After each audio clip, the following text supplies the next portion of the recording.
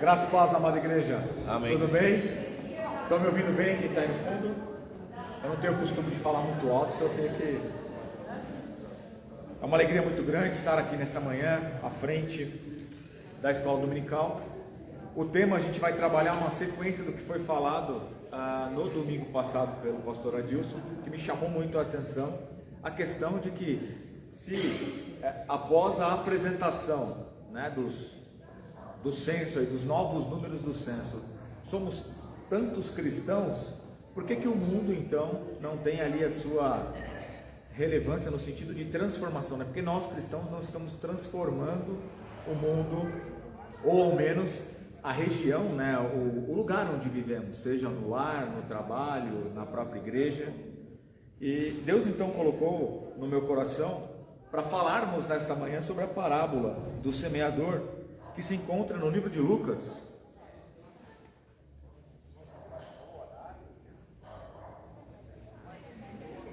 Capítulo de número Lucas 8, versículos de 4 a 15. Evangelho segundo Lucas, capítulo de número 8, versículos de 4 a 15. E me lembro também no domingo passado que quando vinha para cá na escola dominical de manhã, Deus colocava no meu coração a questão do remanescente fiel, né? Então, em todas as épocas, nas Sagradas Escrituras, por mais agudo que fosse a dificuldade que o povo estava vivendo, Deus sempre guardou aquele remanescente fiel, aqueles homens e mulheres que jamais negociaram o Evangelho, que jamais negociaram estar e caminhar com o nosso Deus. Os irmãos encontraram? Amém. Amém. Diz assim a palavra do Senhor: afluindo uma grande multidão e vindo ter com ele de todas as cidades, disse Jesus por parábola: eis que o semeador saiu a semear, e ao semear uma parte caiu à beira do caminho, foi pisada, e as aves do céu a comeram. Outra caiu sobre a pedra, e tendo crescido secou por falta de umidade. Outra caiu no meio dos espinhos, e estes, ao crescerem com ela, a sufocaram. Outra, afinal, caiu em boa terra, cresceu e produziu a 100 por 1.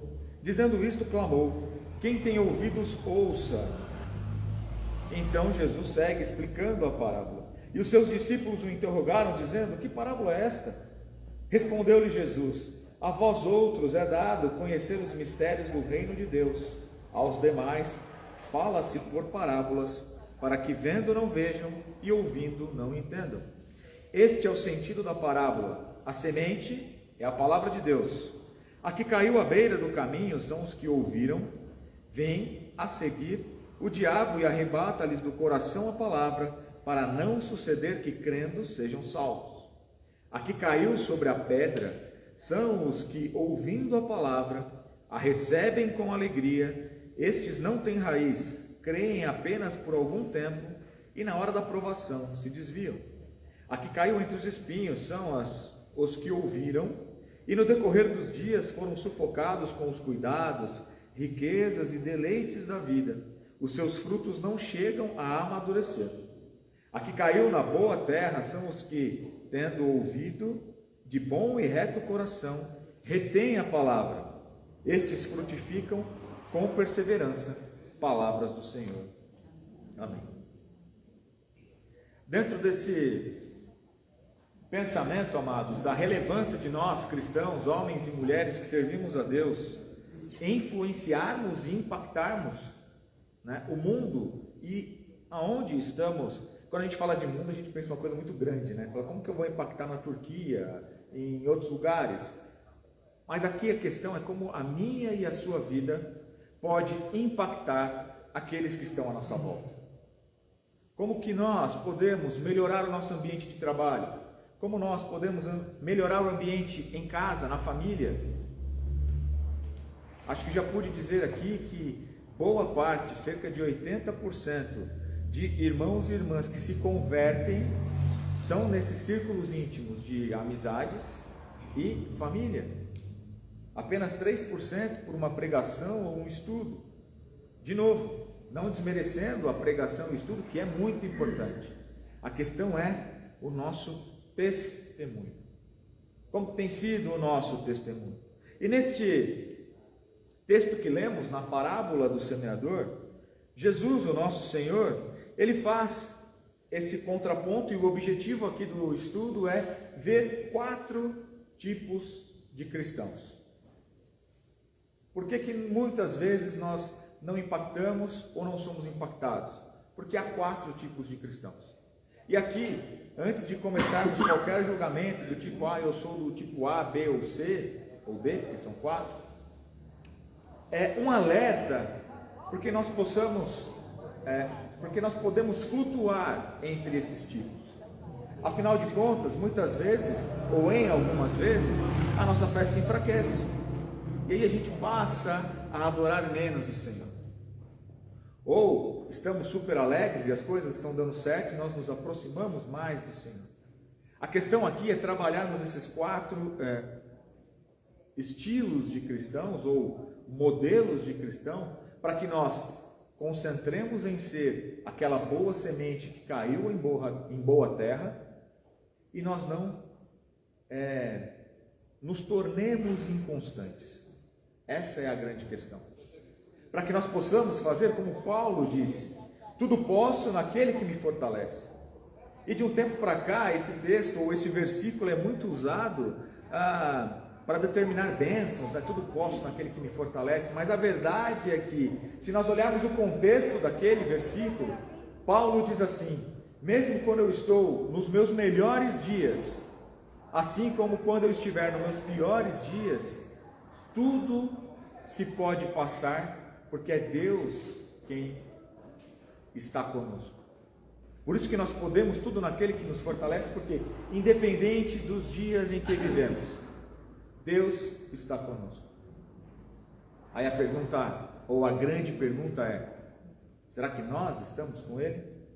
Então, Jesus fala por parábolas, né? Essa é a primeira parábola, amados, da do semeador, de uma série de 7 parábolas que Jesus conta ali no mar da Galileia e revela esses 4 tipos de cristão. E por que então Cristo usa a figura de agricultor, né, de semeadura, de semente? Porque aqueles que estavam ouvindo, eles vinham de uma origem e trabalhavam com a agricultura. Era do dia a dia deles a questão de semente, de terra, de produção, de frutos. Então, nada mais justo, ou o nosso Cristo Jesus em toda a sua sabedoria, falar de uma forma que aquele povo poderia compreender. Então, um outro ponto importante, antes de entrarmos ali nesses 4 pontos, é que os galileus, eles semeavam ali na terra. Mas em que sentido? Como os impostos eram altos na época, muitos perdiam as suas terras, as suas fazendas, os seus lotes. E eles acabavam semeando em qualquer lugar. E aí então Cristo traz esta parábola. E ele, dentro da parábola, Cristo Jesus, fala desses 4 tipos de cristãos. O primeiro, aqueles que estão à beira do caminho. Outros, pedras, outros espinhos, e aqueles que estão em boa terra.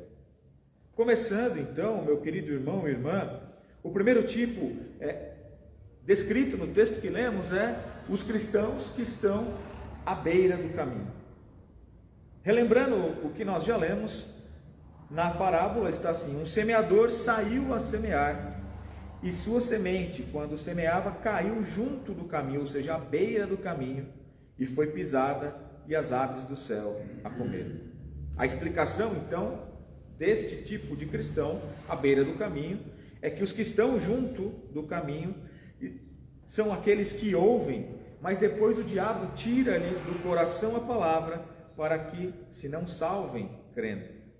Ou seja, aqui os cristãos, meus irmãos e minhas irmãs, que estão à beira do caminho, são aqueles que, por falta de foco em seus pensamentos e na forma que vivem, eles se distanciam da palavra de Deus.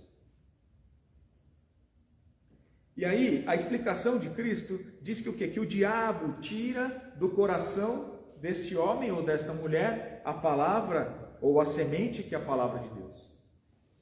Nós precisamos ficar atentos, amados, pelo seguinte: o inimigo, na sua grande maioria, trabalha de duas formas. Ou ele tenta nos atrasar do propósito de Deus. Então eu e você, por mais que ainda não descobramos, independente da nossa idade, nós temos um propósito ou propósitos. Aqui foi dado um exemplo, uma irmã que se aproximou e é membro, e é da nossa comunidade, veio com o propósito de evangelizar. Cada um de nós tem o seu propósito. Então o inimigo percebe o quanto próximo de Deus estamos e começa a querer o quê? Nos atrasar. E como o inimigo nos atrasa? Colocando coisas à nossa volta que vai nos tirar a atenção daquele tempo que eu e você temos que ter com Deus, daquele tempo que eu e você devemos investir com Deus. E qual é a outra forma que ele trabalha? Uma vez que nós vencemos as distrações, nós nos aproximamos mais do Senhor, e aí então ele começa a querer o quê? Acelerar o nosso destino. Ou seja, entregar a bênção, ou tentar entregar, porque ele não pode entregar nada, tentar entregar a bênção de Deus antes. Um exemplo, até Davi se tornar rei foram 40 anos. Será que se Davi realmente se tornasse rei ali no momento em que ele venceu Golias, ele seria um bom rei? De certo que não. Porque nesses 40 anos ele teve experiências e foi o processo de preparo dele para que ele se tornasse o rei de Israel, ou o rei segundo o coração de Deus. Da mesma forma, eu e você, meus irmãos e irmãs, temos os momentos de processo, de aprendizado, de busca, de estar na presença do Senhor. E esses momentos nos trazem o quê? Conhecimento para que nós possamos gozar ou usufruir do melhor quando a bênção realmente chegar. O próprio Jesus sofreu isso e foi falado aqui. Ele já é o rei dos reis. Só que o inimigo tentando, se você me prostrar, adorado, né, se prostrados me adorares, eu te entregarei isso. Eu imagino, na nossa pequenez como seres humanos, a cabeça de Jesus falando: que loucura é essa? Já é meu. E você está querendo que eu te adore para poder ter? Mas veja, ele estava tentando antecipar o processo. Por quê? Porque o inimigo já sabia o destino, ia se cumprir e ele já estava derrotado. Mas quem sabe, no momento de uma possível fraqueza, tentando antecipar o destino de Jesus, Jesus cai e as coisas não acontecem. É claro que o nosso Senhor e Salvador Jesus Cristo, em sua total perfeição, diferente de nós, conseguiu vencer. Mas eu e você em Cristo Jesus também podemos vencer. No sentido de estarmos atentos e ligados a Deus para que nós não nos deixamos atrasar, mas também não adiantar o propósito de Deus nas nossas vidas. Relacionamento. A palavra pregada, amados, para os cristãos que estão à beira do caminho, ela facilmente pode ser perdida por conta do que eu já falei, das distrações. Quer um exemplo simples? Quando a gente se propõe a orar, por exemplo, ou a meditar nas Sagradas Escrituras, muitas vezes a gente, com os dispositivos móveis, começamos a orar, começamos a ler a palavra de Deus, mas aí vem aquela mensagem do WhatsApp, aí vem aquele e-mail, aí vem aquela outra distração. Quando a gente vê, nós estamos fazendo tudo menos orando e lendo a palavra como nós nos propusemos. É uma coisa simples, mas acontece. As distrações. E cada dia que se passa, as distrações estão cada vez mais fortes. Ouvimos tantas pessoas ao nosso redor falando: por que você vai todo domingo na igreja? Aí você vai de manhã, e vai à noite, e vai na quarta-feira, e vai na terça-feira.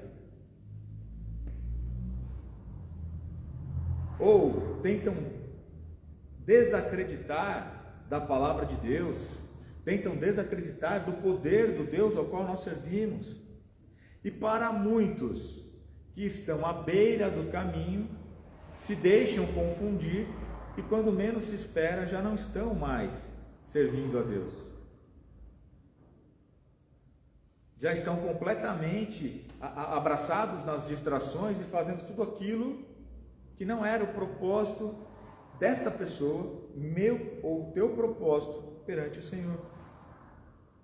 Como que os irmãos enxergam esse primeiro tipo de cristão, que são aqueles que estão à beira do caminho? E a gente, antes de vocês responderem, amados, é importante, por que eu disse que a gente pode flutuar entre eles? Um exemplo que me vem à cabeça, Marta e Maria. As duas foram expostas pelo mesmo período de tempo na convivência com Cristo Jesus e na palavra de Deus. Só que num dado momento, quando Cristo Jesus as visita, Maria aproveita aquele tempo e fica aos pés de Jesus. Mas Marta, distraída com as coisas do lar, perdeu aquele tempo precioso. E quando ela vai questionar Jesus, dizendo: mas Senhor, você não vai falar para Maria me ajudar? Resumidamente, ele fala: Marta, ela escolheu a boa parte. O meu tempo, o teu tempo, meu irmão e minha irmã com Deus é extremamente precioso. E nós não podemos negociar com qualquer outra distração. Vai ter um momento em que nós vamos lavar a louça, vamos limpar a casa, vamos lavar a roupa. Mas se aquele momento é um momento que nós colocamos para servir ao Senhor no sentido de orar, meditar e buscar crescer nos seus caminhos, não é o momento de pensar em outras coisas. Mas agora a resposta dos irmãos. O que os irmãos acham desse primeiro tipo de cristão à beira do caminho? Alguém gostaria de comentar, falar algo? Um de cada vez. Eu penso que seriam as pessoas que ouvem a palavra e ali no subconsciente ela entende que ela deveria seguir aquilo, mas que na realidade não ocorre uma mudança de vida. E aí é onde o diabo age, né? Porque, tudo bem, eu posso até ouvir a palavra, ir na igreja, mas se eu não entender que para ser um verdadeiro cristão eu necessito mudar a minha vida, o diabo vai agir na minha vida e com certeza eu vou acabar me desviando. Exatamente isso, meus irmãos. No estudo de quarta-feira, a presbítera Jaqueline trouxe algo nesse sentido do meio para o final do estudo, da questão de nós pensarmos aquilo que é bom, mas sobretudo ela leu Romanos 12, 1 e 2, da transformação da nossa mente. Não tem como sermos servos e servas, filhos e filhas, melhores e adoradores, verdadeiros adoradores, como foi falado aqui nessa manhã, se não houver essa transformação. E qual é o outro engano que o inimigo coloca nos corações? E a gente vai falar um pouco mais lá na frente, né, com os novos dados do censo ali. Em 2010 eram 4 milhões de desigrejados. Agora, no último censo oficial, são 20 milhões. Se minha matemática não é ruim, 5 vezes 4, 20, então quintuplicou o número de desigrejados no nosso país, falando só do Brasil.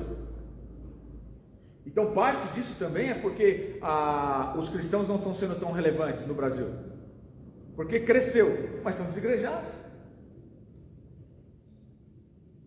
A própria palavra nos orienta, e há se não me engano é Paulo que fala, né? Não é em Hebreus, não deixe de congregar como é costume de alguns.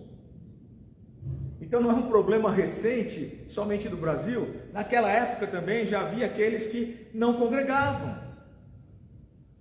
De fato, não é a quantidade de vezes que vemos que nós estamos na igreja que vai nos salvar. Mas aqui é o ambiente, aqui é o solo, onde essa boa semente vai dar frutos. Porque quando nós convivemos um com os outros, nós vemos o que Deus faz na vida um dos outros e nos fortalece. Porque muitas vezes, no momento de crise que eu posso estar passando, eu vejo a bênção de Deus na vida dos meus irmãos e irmãs, isso me fortalece. Ou vice-versa, eu estou num momento em que Deus está me fortalecendo e isso capacita com que os irmãos e irmãs também, um carregando a carga do outro. caminhando junto. E aí, qual que é o principal argumento dos desigrejados? Não precisamos congregar nas igrejas. É uma espiritualidade individualizada. E aí eu me lembro de uma ilustração, que se não me falha a memória, foi o pastor Pedro Sanches, quando eu era adolescente, lá na segunda de São Bernardo, trouxe essa ilustração. O desigrejado é como aquela brasa que a gente tira da fogueira. A fogueira é a igreja, Cristo Jesus, junto ali. Nós tiramos essa brasa, esse toco, esse pedaço que está sendo consumido pelo fogo, mas colocamos à parte. Em pouco tempo, por conta de não estar na fogueira como um todo, ele se apaga. E aí vai ficando à beira do caminho.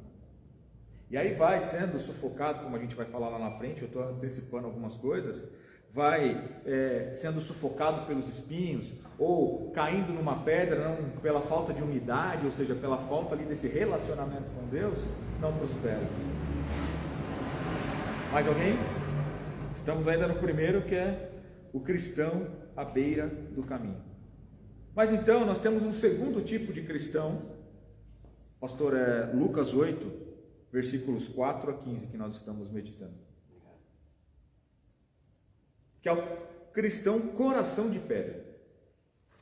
E aqui a gente faz esse contraponto interessante. Por quê? Porque o cristão coração de pedra, meus irmãos, é aquele cristão que ele só se move por sentimentos e emoções. Ele não tem a raiz na palavra do Senhor, não tem a raiz num convívio íntimo e sincero com Deus. É tudo emocional. E aí, trazendo os dados do censo, se não me falha a memória de cabeça, depois a gente vai ler ali, mas mais de 52% dos cristãos são ali pentecostais e neopentecostais. E aqui não é nenhum tipo de crítica, mas a gente sabe que é um solo fértil no sentido das emoções, né? Muitos, é a emoção, é o louvor, é o derramar, e se não tiver nada nesse sentido, então não caminho com Deus, a igreja é fria e está tudo errado. Não. Por quê? Porque quando nós somos movidos, meus irmãos, pelas emoções, um dia a gente está sorrindo, outro dia a gente está com o semblante caído. Um dia nós estamos animados, no outro dia com depressão. E aqui não entrando na doença em si, porque é sério. Não estou falando. O que eu quero dizer são os altos e baixos. Essa inconstância. Ora está tudo bem, passou 2 minutos, já está tudo ruim, e aí depois de 5 minutos está tudo bom de novo. Ora dizemos que cremos, e ora estamos cheios de dúvida. Esse é o cristão que, coração de pedra. Quando a gente fala coração de pedra, a gente fala de dureza. Mas além de dureza, essa é a inconstância. Ora está tudo bem, ora está tudo ruim. E aí, relembrando que nós já falamos agora há pouco de manhã, quando Paulo diz que tudo posso naquele que me fortalece, nos meus melhores dias, assim como nos meus piores dias, Deus está comigo. Não há essa oscilação, né? E creio que Paulo não viveu isso no sentido de que nos melhores dias eu sou escolhido mesmo do Senhor. Aí nos piores dias, mas Deus não me ama, Deus não me quer. E mesmo quando ele pediu para que se tirasse o espinho na carne, o que ele recebeu de resposta do Senhor? A minha graça te basta. Ali ele poderia falar, então não vou fazer mais nada, Deus não ouviu o meu pedido. Pelo contrário, na dor ou na alegria, Deus estava com ele, Cristo estava com ele. Assim como eu e você podemos passar, ou porque buscamos com as próprias mãos, ou porque acontece para comigo e com você as dificuldades, mas também há muito mais as bênçãos, as maravilhas, os livramentos. Só que isso não deve nos levar às emoções no sentido de que ora está tudo bem, ora está tudo mal. Por um momento estamos firmes com Deus e na igreja, por outro momento desaparecemos. E de novo, amados, são apenas exortações para mim e para você, para que nós não flutuamos nessa inconstância. Temos aqui, para a honra e glória do Senhor, irmãos experimentados na fé, mais experientes, não velhos, experientes, que ensinam a nós, mais jovens, a caminhada com Deus. E nós, jovens, também não podemos desanimar. Só que esses cristãos, por não terem raiz em Deus, na sua santa palavra, no relacionamento com Deus, rapidamente morrem espiritualmente. Um dado aqui, amados, no século XVI, na França, 40% dos franceses naquela época eram cristãos. Nos dias atuais, na França, não passam de 2%. Entendem o agir do inimigo? Muitas vezes a gente pensa que o agir do inimigo é só na questão da possessão demoníaca em si, ou às vezes é na sutileza dos detalhes. É no esfriamento do coração, é no desinteresse de buscar a Deus, são nas distrações que eu e você devemos evitar. E aí então, temos um terceiro tipo de cristão, que são aqueles que crescem com os espinhos. O texto então nos diz em Lucas 8:7, outra caiu no meio dos espinhos, e estes, ao crescerem com ela, a sufocaram. E então Cristo, no versículo 14, explica: a que caiu entre os espinhos são os que ouviram, e no decorrer dos dias foram sufocados com os cuidados, riquezas e deleites da vida. Os seus frutos não chegam a amadurecer. De certa forma, esse tipo de cristão me faz lembrar aquele jovem rico, quando se aproxima de Jesus, dizendo: Jesus, o que devo fazer para seguir? E Jesus, de uma forma obviamente muito sábia, porque ele é filho de Deus, nosso Senhor e Salvador, você já sabe o que precisa fazer, mas ele então explica o que precisa. E aí então o jovem rico fala: mas eu tenho pai, eu tenho família, eu tenho não sei o quê. O que cresce entre os espinhos são aqueles que estão sempre na correria, não tem tempo para nada. Assim como nós falamos de Marta agora há pouco, que teve a oportunidade, assim como Maria, de estar aos pés de Jesus. Maria escolheu isso, mas Marta ficou com a correria do dia a dia. Muitas vezes eu e você trocamos esses momentos com Deus para estarmos na correria, seja da casa, do trabalho, de outras circunstâncias.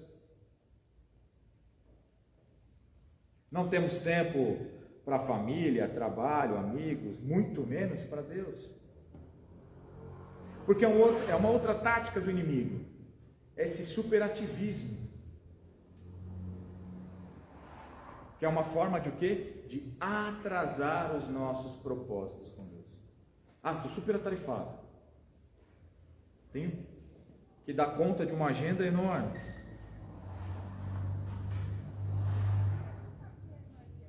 Está sempre ocupado. E por estar sempre ocupado, que essas ocupações são os espinhos, sufocam o nosso crescimento com Deus. E aí vem o que eu antecipei para os irmãos, o estudo, que em 2010, 4 milhões de desigrejados. Hoje, são mais de 20 milhões. E ainda tem um detalhe, né, que pode falar, preocupa sobre os desigrejados, é que, dependendo da fase da vida que ele está, a faixa etária, se ele está desigrejado e tiver filhos, ou se já os tem, obviamente serão filhos também desigrejados. Exatamente. Então parece que, eu não sabia do dado que você citou da França, é assustador. Então, ou seja, a gente passa aquela ideia de que, não, se está crescendo, vai continuar crescendo. Não é, as pessoas morrem. Exatamente. Se as pessoas morrem e as novas gerações não se achegarem, né, claro que não depende da nossa preocupação, mas depende do propósito de Deus, né? Mas, obviamente, o cristianismo vai, ou a nossa fé cristã, ela vai, então, com o tempo, vai desaparecer. Aliás, a religião que mais cresce no mundo é exatamente o islamismo. Sim. E as taxas de depressão também. Exato. E o islamismo cresce porque, diferente, no meu ponto de vista, né, do cristianismo, está muito arraigado também a política no sentido de forma de se conduzir o povo. Tanto é que há um tempo atrás eu li uma matéria, Muammar Gaddafi, não sei se vocês lembram, era um ditador que caiu recentemente, e nas suas últimas falas ele disse assim: nós não vamos precisar erguer uma arma para conquistar a Europa. Por quê? Porque já havia uma série de árabes muçulmanos na Europa, e como eles têm muitos filhos, e esses filhos eles vão crescendo, e numa medida... E olha só que interessante, né? Você tem uma medida inversa. No Ocidente a gente tem tido cada vez menos filhos. É muito comum, e com todo respeito a quem tem, mas eu acho engraçado aquela questão: sou pai de pet, sou mãe de pet, sou... Não, pai e mãe é de filho. Mas enfim, as nossas famílias têm diminuído. No passo eles continuam crescendo e tendo muitos filhos. Então eles começam a dominar pela quantidade de habitantes na região e pela própria religião. E tem uma coisa curiosa e assustadora sobre isso, né? Porque, por exemplo, a gente, quando pensa a relação ocidental com os filhos, né, e até mesmo cristã, é a ideia: o que você vai ser na vida? E é sempre vinculado à questão da capacidade de posse. Sim. Né? O árabe, ele não tem isso. Né? Desde cedo é quem você vai seguir. E é óbvio que é o Deus dos pais. Então, o propósito absoluto deles é a religião. É a religião. Por isso que fala de teocracias, né? Sim. No nosso caso, mesmo o Brasil, é o quê? Aonde você vai morar, o que você vai estudar, onde você vai trabalhar. Então a gente preocupado com o mamon, com as coisas materiais, e o mundo islâmico preocupado, né, em dizer o quê? Eu vou fazer mais um discípulo. No caso, um não, né? A média é 8 por família. Né? É exatamente isso. Olha, 8. Hoje a gente tem aqui no Brasil, por exemplo, a média de 1, 2 filhos por casal. Olha a discrepância. Mas são dados. A Europa, berço da reforma. Hoje, a França, por exemplo, apenas 2% de cristãos. Quando nós olhamos para o cristianismo nos Estados Unidos e Norte América, também está havendo um esfriamento muito forte lá. Então nós precisamos tomar cuidado com isso. Veja, amados, o estudo dessa manhã não é para nós nos encaixarmos em um desses 4 tipos de cristãos, e nós já estamos indo para o último, e falarmos ou apontarmos um ao outro, falar, esse aqui é... Não. Quais são os tipos de cristão que, se eu e você não regarmos e cuidarmos bem do solo, para que a semente que a palavra de Deus frutifique, podemos nos tornar. Olha o dado. Os árabes, os muçulmanos, é a religião do pai. Então, se você tem 8, 10 filhos, 6, 5, já são 5, 6, 7, 8 novos convertidos, vamos dizer assim, ou praticantes daquela religião. Agora, eu e você temos o mesmo poder. Em que sentido? Nós já falamos agora há pouco que pelo meu e o teu testemunho nós impactamos os nossos parentes, os nossos amigos. Agora, por que eles não estão aqui conosco? É para a gente refletir. Será que nós estamos tendo realmente o coração no evangelismo, no sentido de buscar mais um? Imagina que se cada ano, cada um de nós trouxermos mais um. A igreja de 120 vai para 240, 360, e assim vai. E às vezes pode exponencializar, porque aquele que de repente foi alcançado no trabalho tem a esposa, tem os filhos. Eu entendo como assim. Pode falar melhor. Acabou de falar aqui, eu também estava pensando do mesmo jeito. Nem todo mundo quer saber de igreja, ou quer saber de Deus. Só quer saber das bênçãos, né? Só quer saber das maravilhas que Deus faz. Ele só procura Deus na hora que está mais difícil na vida dele. Então, aí você vê Deus. O índice é para você ser cristão ou não, né? Isso é uma outra verdade, e obrigado pela contribuição, meu irmão, que faz parte também daquele cristão que vive nas emoções, né? Muitos hoje que se dizem cristão querem as bênçãos de Deus, mas não querem o Deus das bênçãos. Sabe por quê, meu irmão e minha irmã? O nosso Deus, na minha e na tua vida, requer o quê? Compromisso, comprometimento, caminhar junto. Podemos dizer que conhecemos alguém se nós não andamos com ele? Posso falar talvez da minha esposa e ela de mim, porque nós caminhamos juntos. Mas como que eu posso falar de Deus, como você pode falar de Deus, se nós não caminhamos com Deus? Essa semana as aulas retomaram no seminário, no nosso seminário, e mais uma vez, eu estou lá há 11 anos, nos últimos 11 anos, todo ano tem aluno da Assembleia de Deus ou de igrejas pentecostais e neopentecostais. Sim. E na sexta-feira agora eu tive a minha primeira aula com eles, com o primeiro ano, e de novo, nós temos 8 alunos, um é da nossa denominação e 7 de outras, pentecostais e neopentecostais. Da Assembleia de Deus, que é o pentecostal raiz do Brasil, que está aqui desde 1910, já é uma igreja histórica, a maior procura é de assembleianos, e isso tem nos chamado a atenção, e a gente conversa com todos eles, e sexta-feira não foi diferente. Irmãos, pasmem, mas a justificativa é sempre a mesma. Uma, você já falou, o portão de entrada, a porta de entrada é tão grande quanto a de saída, e há uma rotatividade muito grande. Da mesma forma que a Assembleia de Deus tem 10 milhões de membros, esses 10 milhões, um percentual muito pequeno se mantém como nós, por exemplo. Tem aqui fácil, a gente vai encontrar, inclusive hoje de manhã, vários aqui que tem meio século de igreja. A Assembleia de Deus, não acontece isso, porque a rotatividade é exatamente grande por causa das coisas que você colocou, dos elementos citados, que é a questão, eu vou em busca da bênção. Se ela não chegar, ou mesmo se chegar, já atendi o meu propósito, eu vou voltar para minha casa. Quando eu voltar para a cidade de bênção, eu volto para a igreja. Então, assim, há uma rotatividade. E aí, a fala deles, assim, nós queremos aprender com os presbiterianos, a como discipular. E não apenas viver do culto emotivo. Sim. Nós queremos aprender com os presbiterianos a como discipular, a como fazer um discípulo. E para isso a gente precisa ter habilidade na Escritura.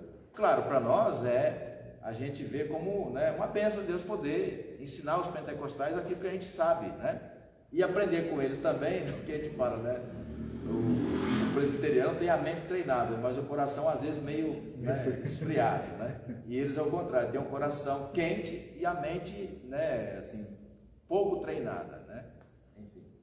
Exatamente isso. E uma outra informação que o pastor trouxe quando falou, de a gente ver que tem uma geração que de repente não conhece a palavra de Deus, e a nossa missão de falar da palavra de Deus, porque isso também acontecia na época do povo do deserto. E aí eu vou tentar reproduzir rapidamente esse pedaço da ministração de ontem do reverendo Sérgio Gini no aniversário da segunda IPI de Diadema. O mesmo Ebenezer, quando o profeta falou, Ebenezer, até aqui nos ajudou o Senhor, naquele mesmo local, 21 anos atrás, foi palco de uma das piores derrotas do povo de Deus. Naquele mesmo lugar, 21 anos atrás, 30 mil hebreus haviam morrido. E nesses 21 anos, o que acontece? Uma nova geração que não conhece a Deus, que não sabe dos feitos, dos prodígios. E aí o que fizeram? Trouxeram para dentro do arraial Asterotes e os Baalins, que eram os Asterotes, que eram aquelas estátuas grandes, e os Baalins eram estátuas menores, do deus Dagon, que é Baal, é filho de Dagon, do povo filisteu. Povo esse que há mais de 40 anos estava oprimindo o povo de Deus na terra, que era deles por herança, porque Deus o deu, que manava leite. Veja a importância, aquele povo não propagou a palavra uma geração inteira sem saber. e fazendo aquilo que era mal ao Senhor. E aí, para entrar no último tipo de cristão, o que nós precisamos buscar? No meu ponto de vista, meu irmão e minha irmã, 3 coisas que a palavra nos ensina para que sejamos relevantes aonde nós estamos. Primeiro, o arrependimento. 2 Crônicas 7,14, se o povo que se chama pelo meu nome se humilhar, porque o arrependimento é o quê? Confissão de pecados perante o Senhor. Depois, santificação, que foi o que aconteceu para que eles vencessem por Deus aquela batalha quando chega no Ebenezer vitorioso. Eles começam a tirar os postes ídolos e falam, não, o verdadeiro Deus. A ponto de chegarem para o profeta Samuel e falar, ofereça sacrifícios, peça a Deus para que nos livre, porque os filisteus, vendo a movimentação de adoração, como nós ouvimos pela presbítera Marlene hoje de manhã, numa região específica, eles começam a ficar atentos, eles vão se rebelar, mandam um exército numeroso, e aí então os hebreus ali com medo, e agora? Ao invés de buscar os postes ídolos, vão ao Deus verdadeiro. Por quê? Porque já tinham se arrependido, santificados, porque depois do arrependimento e santificação, meu irmão, vem o agir de Deus nas nossas vidas. Vem o agir de Deus. E aí há o livramento, com trovões, não houve um levantamento de espada, mas Deus age a ponto de confundir. Então, quando eu e você buscamos de forma arrependida o Senhor, confessamos os nossos pecados e andamos em santificação, Deus vai nos usar aonde quer que estejamos. Seja num ônibus despretensioso que nós pegamos para ir no trabalho, vai sentar alguém do nosso lado que nós vamos poder falar a palavra de Deus. No trabalho, na faculdade, na escola.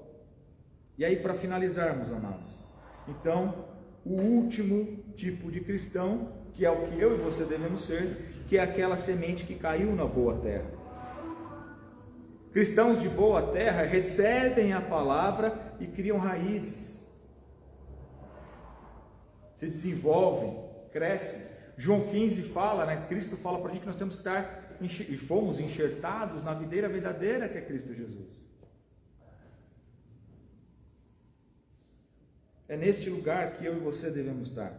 E a palavra diz que de forma que isso aconteceu, com perseverança. Nada acontece no sentido natural do ponto de vista que se eu e você não buscarmos a Deus, a Cristo Jesus e ao Espírito Santo de forma perseverante, vai acontecer as coisas. Mas Rafa, eu já faço isso há 30, 40, 20, 10 anos. Ótimo, glória a Deus, continue assim, meu irmão e minha irmã. Mas se, num dado momento na minha e na tua vida, a gente sofre essas inconstâncias, que nós possamos, em Cristo Jesus, sermos firmados na boa terra e não sermos mais inconstantes. Não sermos uma hora tudo bem, outra hora tudo mal. E a perseverança é tão importante, meus irmãos, que no Novo Testamento há mais de 280 citações sobre perseverança. Por quê? Porque o inimigo não está contente. E ele vai querer tirar a minha e a tua bênção. A minha e a tua palavra, a nossa raiz. Por isso que nós temos que ser perseverantes. A nossa casa tem que estar firmada na rocha que é Cristo Jesus, porque vai vir as tempestades, as ventanias, vai bater contra a casa e nós vamos estar firmes. Agora, se o meu e o teu lar, se as nossas raízes não forem em Cristo Jesus, quando bater a dificuldade, leva tudo embora. Que eu e você possamos cultivar a boa semente e sermos o cristão boa terra. O cristão que busca entender o que Deus quer para as nossas vidas. O cristão que não só busca entender, mas pratica aquilo que Deus ensina. Para que as nossas gerações não esqueçam ou o fruto das nossas gerações não esqueçam do agir e do poder de Deus. e que continuem multiplicando a sua semente, propagando o reino. Não sabemos quando Cristo vai voltar. Mas eu e você devemos estar firmados na boa terra que é Cristo Jesus. Amém? Amém. Que Deus assim nos abençoe nesta manhã. Vamos nos colocar de pé, fazemos a oração final, amados.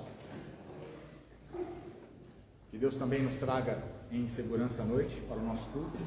Oremos. Poderoso Deus, grandioso Pai, obrigado por esta oportunidade que tivemos de estarmos reunidos enquanto família da fé para ouvir as Tuas sagradas Escrituras. O Senhor me colocou apenas como portador, mas peço que o Teu Santo Espírito, como já trabalhou em mim, trabalhe também no coração de cada irmão e irmã que aqui está nesta manhã e naqueles que estão nos acompanhando, aqueles e aquelas que estão nos acompanhando nas redes sociais, Pai. Que o Senhor complete, que o Senhor faça do nosso coração, da nossa mente, esse solo fértil, Pai, para que a boa semente que é a Tua palavra crie raiz, cresça e dê frutos, ó Pai. Que eu e os meus irmãos e irmãs impactemos aqueles que estão à nossa volta pelo Teu poder, pela Tua palavra. Porque se assim não for, de nada adianta, Pai. Obrigado pela vida de cada um que aqui está. Nos devolva, Pai, ou nos leve aos nossos lares em segurança, que nós possamos ter um momento agradável ali no almoço com os nossos familiares, e que logo mais à noite o Senhor também nos traga em segurança para cultuarmos a Ti, Pai, para ouvirmos a Tua palavra, para adorarmos em espírito e em verdade o Teu nome, Pai. Que sejamos mensageiros do reino, que sejamos embaixadores deste reino, Pai, para que o Senhor não seja esquecido, para que o Senhor nasça no coração daqueles que não querem saber, ou daqueles que o Senhor ainda deseja que alcancemos, mas ainda não foram alcançados, Pai. Abençoe o pastor desta igreja, o Adilson, sua liderança, cada um de nós, os ministérios, como já foi orado aqui, ó Pai. Mas que o Senhor esteja conosco, que nós, enquanto igreja IPI de Mauá, estejamos na Tua santa presença, ó Pai, buscando a Tua direção, e não só buscando, mas executando aquilo que o Senhor nos direcionar, Pai. Nos abençoe em Cristo Jesus que pedimos e agradecemos. Amém. Amém. Que Deus nos abençoe.